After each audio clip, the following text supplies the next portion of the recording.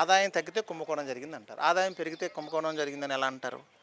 ఇప్పుడు మీరు తీసుకున్న గణాంకాలు తీసుకోండి. 2019, 20, 20, 21, 22, 23, 24, 25 తీసుకోండి.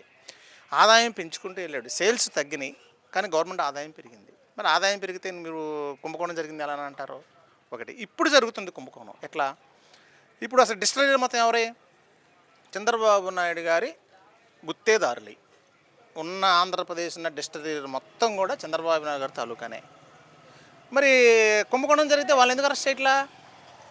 ఓన్లీ వైఎస్ఆర్ కాంగ్రెస్ పెట్టిన జగన్మోహన్ రెడ్డి గారి చుట్టూ ఉన్న వాళ్ళని ఎందుకు అరెస్ట్ చేస్తున్నారు?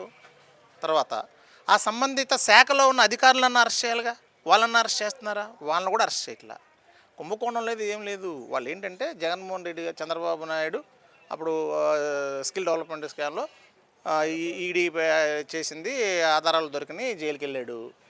ఏదో విధంగా జగన్మోహన్ రెడ్డి గారి చుట్టూ జగన్మోహన్ రెడ్డి గారిని ఏదో విధంగా ఖచ్చితంగా అదే జైల్లో పెట్టాలని ఆయన చుట్టూ ఉండే వాళ్ళని ఈ కేసులో ఎల్లో పత్రికల్లో, ఎల్లో టీవీల్లో కథనాలు రావటం, ఆ కథనాలు సిట్ అని వీళ్ళు అనుకూలంగా ఉండే ఒక నాయకులు అంటున్నాను, అధికారులను పెట్టి ఆ కథనాల ద్వారానే ఎల్లో పేపర్లో వచ్చే స్క్రిప్ట్లనే వాళ్ళు అక్కడ ఇంప్లిమెంట్ చేయటం, ప్రస్తుతానికి రిమాండ్లో పెట్టారు తప్ప ఈ కేసు నిలబడేవి కావు.